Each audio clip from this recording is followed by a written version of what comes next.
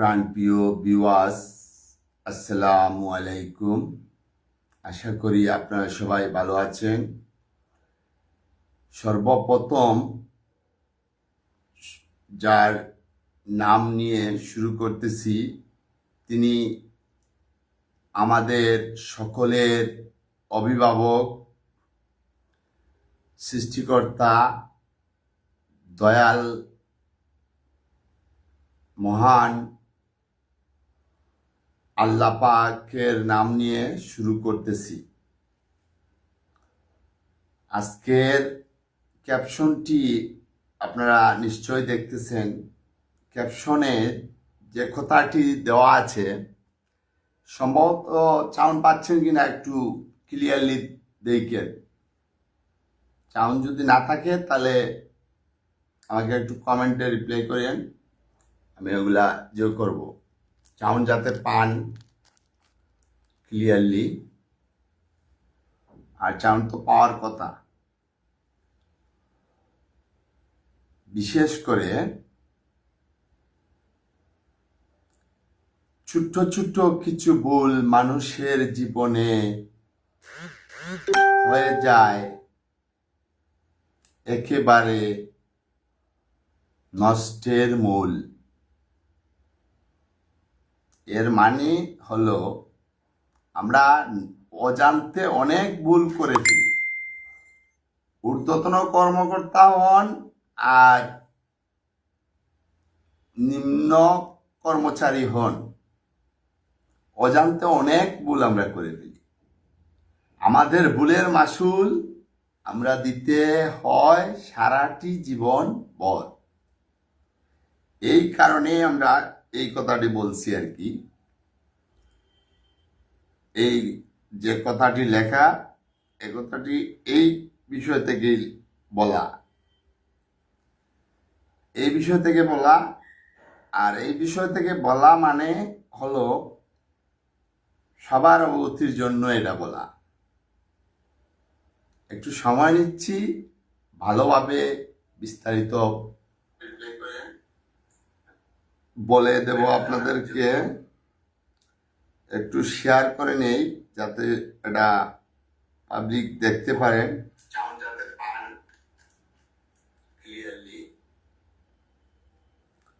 Public আরো যাতে দেখতে পারেন, এর জন্য এটাকে একটু শেয়ার করে নিন।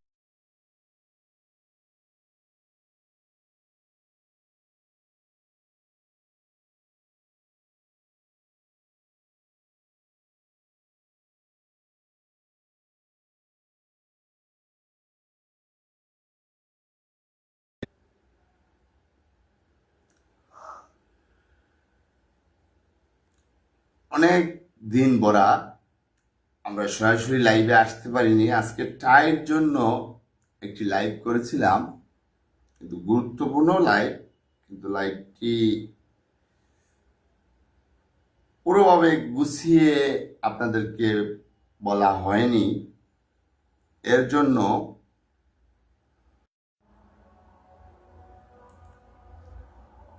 যদি প্রবলেম হয়ে থাকে তাহলে তো এটা চেক করতে হবে কয় মিনিট হলো। ওটা আবার পুরো থেকে শুরু হয়ে গেছে। আচ্ছা, শুরু হোক। শুরু যদি হয় তাহলে সমস্যা নেই, আমি শুরু থেকেই বলতেছি। শুরু করতেছি মহান সৃষ্টিকর্তা, দুজাহানের বাদশাহ, যিনি আমাদের অভিভাবক, রিজেক্ট দাতা, অন্নদাতা, রিজেক্ট বা অন্য দাতা বলা হয়, যিনির কাছে কয়েকটি গুরুত্বপূর্ণ জিনিসের ফায়সালা রেখে দিয়েছেন, বাকিগুলা দিয়েছেন পাবলিকের কাছে, জনগণের কাছে, মানে ওনার বন্দাদের কাছে, ওনার সৃষ্টির সেরা জীবদের কাছে। এই সেরা সৃষ্টির সেরা জীবদের মধ্যে মানব জাতি হলেন সেরা জীব। আমি আসলে কণ্ঠশিল্পী না। আমার কণ্ঠ যেমন এই বক্তৃতা বা জোরতে ভালোই, মোটামুটি ভালো, আমি পুরো ভালো বলবো না, কিন্তু ওই যে গানগুলাতে আমি, আপনারা মাইন্ড করেন না, গানগুলা বাধ্য হয়ে গাইতে হয়, কারণ ওইসব গান ভয়ে অন্যরা যারা প্রফেশনাল শিল্পী আছেন ওনারা গাইতে চান না, ওনারা ভোকাল দেন না। ভোকাল না দেওয়ার কারণে ওনারা আমাদের একটু কষ্ট হয়ে যায়, আর কষ্ট না, আস্তে আস্তে ট্রাই করতে করতেই তো হয়ে গেছে। প্রথমে একটা করলাম গজলের মতন, দ্বিতীয়তে আরেকটা এই যে সৃষ্টির সেরা জীব হইয়া কেন করো দুর্নীতি, এটা এই যে মসজিদ প্রসঙ্গ নিয়ে আসছিল, যে সিলেট জেলার ঐতিহ্যবাহী উসমানীনগর উপজেলার মডেল মসজিদ কোথায় এখন পর্যন্ত অনেক জনগণই জানেন না।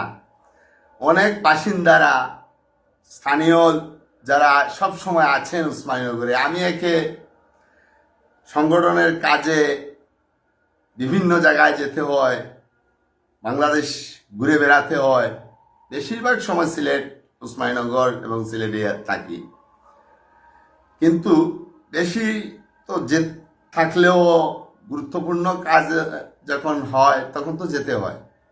কিন্তু যারা কন্টিনিউ আছেন, যেমন গলাবাজার থেকে ধরে বৃহত্তর উসমানীনগরের ভিতরে, উনাদের জানা নেই অনেকের যে মডেল মসজিদ কোথায় হয়েছে, কোন গ্রামে হয়েছে।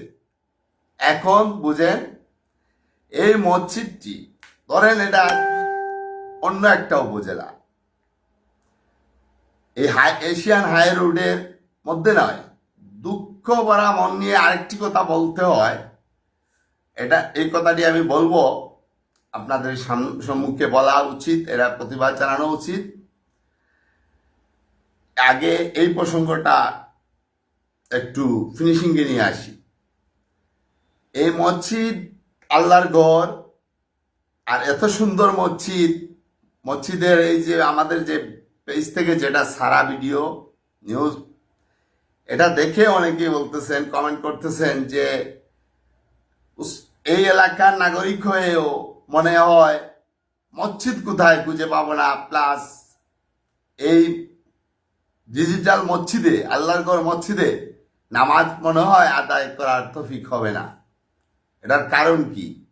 যদি এটা এশিয়ান হাই রোডের যে কোনো এক জায়গায় হতো, গোয়ালাবাজার এবং তাজপুরের মাঝামাঝি যে কোনো জায়গায় হোক, এটাই তো আমাদের উসমানীনগরের পাশের মেইন এরিয়া। মেইন এরিয়াতে না দিয়ে ভিতর দিকে এই খাসিপাড়া নাম সম্ভবত একটি গ্রামের, যে গ্রামে হিন্দু ধর্ম ধর্ম অনুসারী যাদেরকে বলেন, উনাদের 80% লোক, 20% লোক হলেন মুসলমান বা অন্য মিলে। এই 20%-এর মধ্যে তো 20% লোক এই মসজিদে যাবেন না, যেতে সবার সময় হবে না।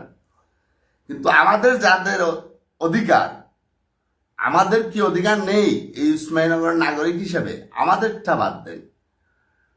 যেমন ঢাকা থেকে সিলেট আসার পথে, যাওয়ার পথে অনেক সময় দেখেছি আমি, যাত্রীরা নামাজ পড়ার জন্য একটি ভালো স্থান খুঁজেন।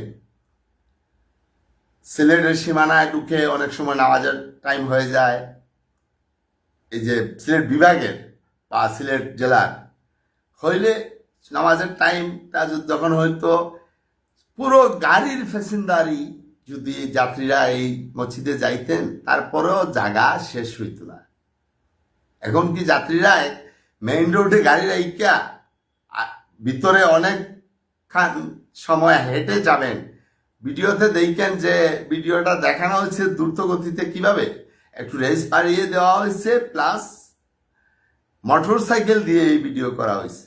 ভিডিও শ্যুটটা যারা করছেন, যিনিরা এটা ধারণ করেছেন, ওনাদেরকে বাংলাদেশ দুর্নীতি প্রতিরোধ পরিষদের পক্ষ থেকে এবং ওসমানীনগর উপজেলার সর্বসাধারণের পক্ষ থেকে দেশে বিদেশে যারা অবস্থানরত আছেন সবার পক্ষ থেকে আন্তরিক ধন্যবাদ ও কৃতজ্ঞতা জানাচ্ছি। দুর্নীতিবাজরা এত শক্ত, সবার ভিডিও ডিলিট করে ফেলেছে, কিন্তু ওই ভিডিওগুলা এমন সিস্টেমে ওনারা রেখে দিয়েছিলেন যে দুর্নীতিবাজরা পাবে না, কিন্তু অনেক খুঁজাখুঁজি করলে ওটা পাওয়া যাবে। এখন পাওয়া যাবে কিনা জানি না, এখন পেজেটা তো পাবেন, ইউটিউবে আছে, বাংলাদেশ দুর্নীতি প্রতিরোধ পরিষদের ইউটিউবেও আছে। আল্লাহর অশেষ মেহরবানিতে এই ভিডিওগুলা পাওয়া গেছে। আরো অনেকে রেকর্ডও দিয়েছেন, সাহস দেয় নাই প্রকাশ্যে তথ্য পাঠানোর জন্য, রেকর্ড পাঠিয়েছেন। অনেক ওনাদের মধ্যে মানে সাধারণ লোক বলতে আপনারা মাইন্ড করেন না, যেমন সাধারণ লোক মানে যারা কৃষি কাজ করেন, ব্যবসা বাণিজ্য করতেছেন, ওনাদের ধরনের সেক্টর সাধারণ, আমি সহ সাধারণ লোকের কাতারে চলে আসলাম। আর আরেকটু উপরে যেমন বাংলাদেশের অরিজিনাল কলমের দ্বারা যারা এ দেশের উন্নয়নের কথা বলেন, কেউ ক্যামেরার দ্বারা, এখন ভিডিও নিউজ পাবলিশড হয়, চ্যানেল অনেক আছে, বিশেষ করে সর্বক্ষেত্রে সাংবাদিক ভাইদের অবদান। কিন্তু ওই দুর্নীতিবাজ আছে, এই ডিজিটাল মসজিদের মধ্যে দুর্নীতির তালিকায় একজন সাংবাদিকও আছে, যে নাকি অনুসারী হয়ে আসা মানে হলো, যদি অনুসারী হয়ে আসেন তাহলে কি, ইলিয়াস আলী সাহেব ছিলেন একটু রাগ বেশি, সৎ মানুষের কিন্তু রাগ বেশি থাকে, আর দুর্নীতিবাজরা কিন্তু থাকে এই যে মিঠামুখী মিষ্টিমুখী। আমি বলতেছি দু একজন দুর্নীতিবাজের উদাহরণ দিয়ে দেব আজকে, আপনারা একটু ধৈর্য সহকারে যারা এখন শুনতেছেন, পরবর্তীতে যারা শুনবেন, বিশেষ করে অনুরোধ জানাচ্ছি আপনাদের মাধ্যমে যারা যে আরো যারা শুনতে পারেন নাই বা এখন পাচ্ছেন না, পরবর্তীতে যাতে আপনাদের মাধ্যমে শুনতে পারেন, এর জন্য যে সহযোগিতা করা লাগে এই সহযোগিতাটুকু আপনাদের কাছে চাচ্ছি, আর কিছু চাচ্ছি না আপনাদের কাছে। আপনারা প্রকাশ্যে দুর্নীতির মোকাবেলা করুন, এটাও চাচ্ছি না। হাসি মুখে বলতেছি, ফাঁসির দড়িতে ঝুলতে হলেও বাধ্য আছি, দুর্নীতিবাজের গুলিতে মরতে হলেও বাধ্য আছি, যদি সৃষ্টিকর্তার হুকুম হয়, বা দুর্নীতিবাজরা যদি যেভাবেই, ওরা তো এক দুর্নীতিবাজ তো হুমকি দিয়ে দিয়েছিল, জিডিও হয়েছে, জিডি মহামান্য সিলেট কোর্টের মাননীয় বিচারক অনুমোদন দিয়ে দিয়েছেন এটা তদন্ত করে ব্যবস্থা নেওয়ার জন্য। আরো এই শর্ট করে মেইন বিষয় আরেকটা আপনাদেরকে বলে নেই, যে দুর্নীতি দমন কমিশন দুদক, যেটা সরকার অনুমোদিত, মানে সরকারি বেতনপ্রাপ্ত সংগঠন, একটি ভালো সংগঠন, বেতনপ্রাপ্ত বলায় কেউ খারাপ দৃষ্টিতে নেবেন না, কেন ওনারা সরকারি চাকরিজীবী, যেমন আমাদের মতন না। আমরা নিজের খেয়ে এই প্রতিবাদগুলা করতেছি বা এই জনসেবাগুলা, মানবিক সেবাগুলা করতেছি আমরা পরকালে পাওয়ার জন্য, আমরা এই জগতে পাওয়ার জন্য নয়। এখন ওই দুর্নীতি দমন কমিশন দুদকের মহামান্য চেয়ারম্যান মহোদয় বরাবর আমরা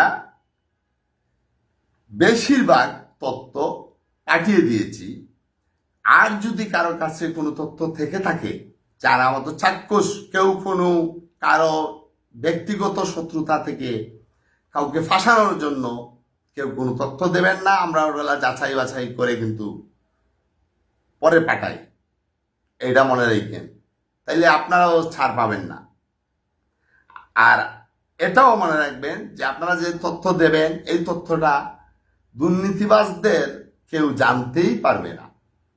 জানতে পেরেছে কে বা কারা দিয়েছেন?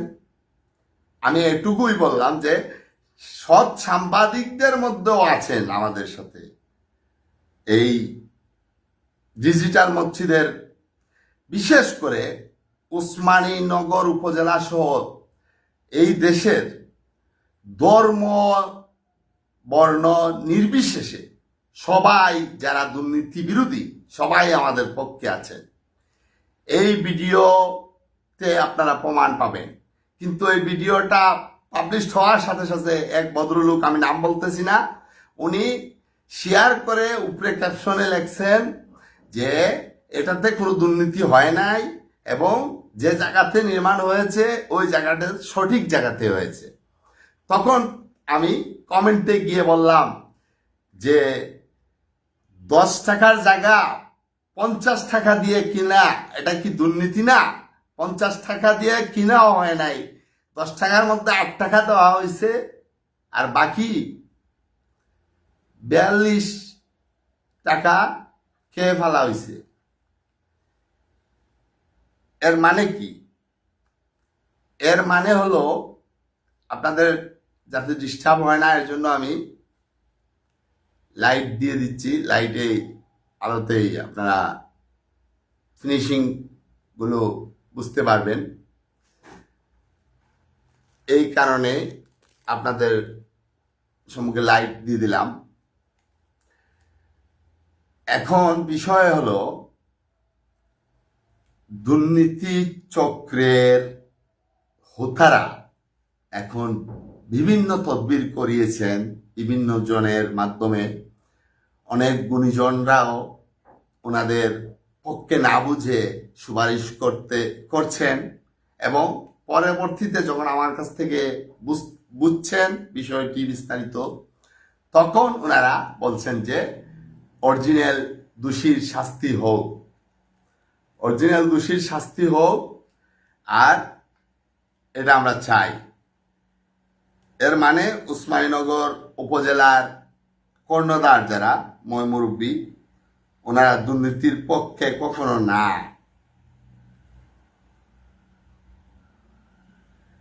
কখনো ওনারা দুর্নীতির পক্ষে না মানি ওনারা দুর্নীতির পক্ষে নেই। ওনারা অরিজিনাল। এখন তো মসজিদ সরিয়ে নেওয়া যাবে না। মসজিদ কি সরিয়ে নেওয়া যাবে? ওই পাপের বোঝা ওনারা সারা জীবন টেনে যাবে। শাস্তি তো হবে, বিচারের আওতায় আনা হবে। ওনাদের বাচ্চা কাচ্চারাও এটার ভুক্তভোগী হবে, যাতে ওনাদের বাচ্চা কাচ্চাদেরকে কেউ কোনো অপবাদ দেন না, এটার জন্য অনুরোধ জানাচ্ছি। কেন দুষ করেছে বাবা মা, ওনাদের বাচ্চাদেরকে দায়ী করা যাবে না। এখন বিশেষ করে আরেকটি কথা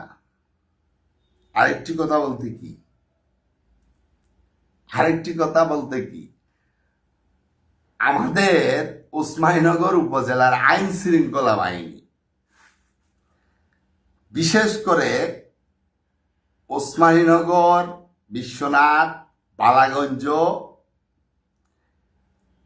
এই তিনটার মেইন দায়িত্বে অতিরিক্ত পুলিশ সুপার সার্কেল জনাব আশরাফুজ্জামান পিপিএম আরো অন্য একটার ভারপ্রাপ্ত দায়িত্বে ছিলেন বা আছেন মনে হয়। উনি এত নাটক জানেন, নাটকের উস্তাদ হলাম আমি, এটা জেনে রাখেন। কি নাটক? আপনার মতো মিথ্যা নাটক না। এই রাজন হত্যা নাটক নির্মাণ আমরা করেছি, অরিজিনাল কাহিনী দিয়ে প্রতিবাদমূলক নাটক নির্মাণ করেছি। সেই নাটকে রাজনকে যে কালপিট পিটিয়ে মেরেছে, সেই কালপিটের চরিত্রে আমি অভিনয় করেছি, যাতে এটার সঠিক প্রতিবাদ হয়। এখন এটা কেন বলতেছি, আপনার অভিনয়ের কিছু বর্ণনা না দিলে আপনি বুঝতে পারবেন না যে আপনি নিজেকে অনেক চালু মনে করতেছেন। আপনি যে ওই কোরবানি ঈদের আগে এই সম্ভবত এসপি মহোদয় ছিলেন বলা হয় এখানে প্রোগ্রামে, ওনাকে লক্ষ্য করে শুধু বেশিরভাগ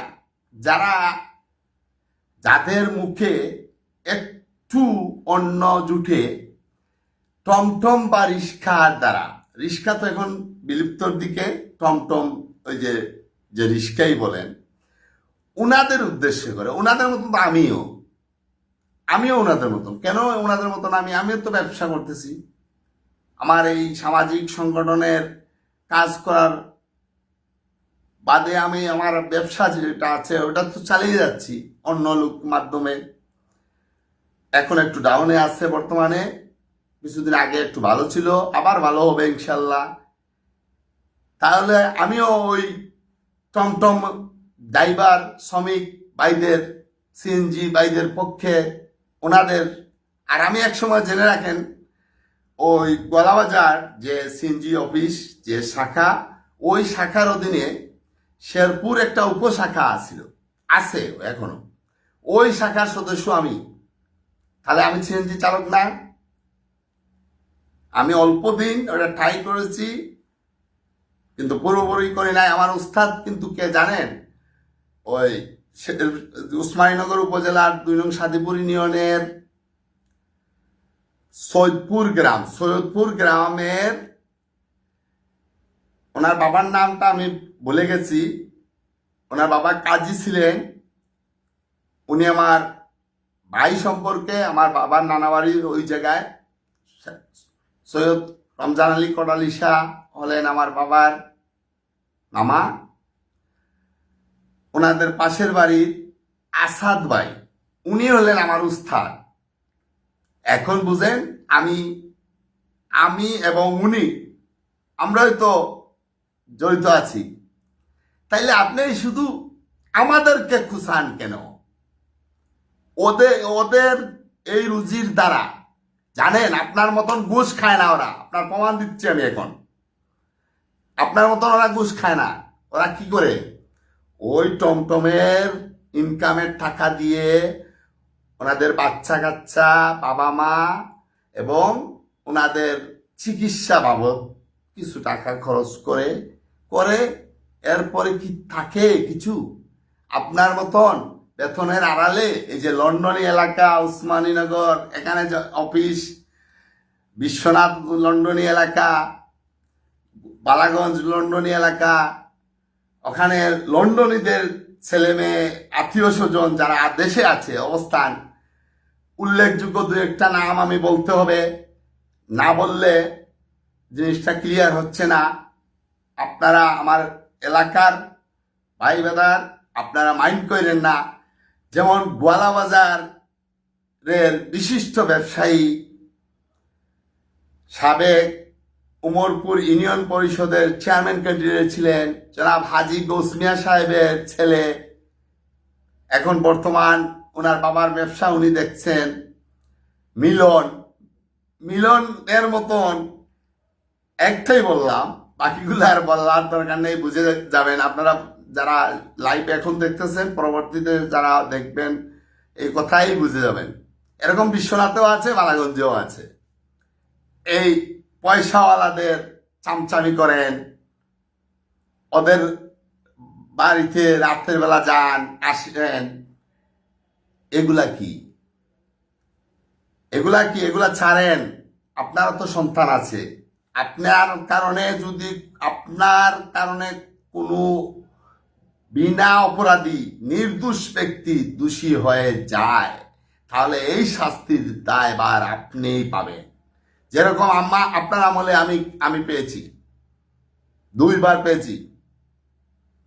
কিছুদিন আগেও আপনি আমাকে এই ষড়যন্ত্রের জাল আপনি মনে করেছেন আমি জানতে পারবো না, বুঝতে পারবো না, সবই আমি বুঝি, কিন্তু বোকার পাট নেই।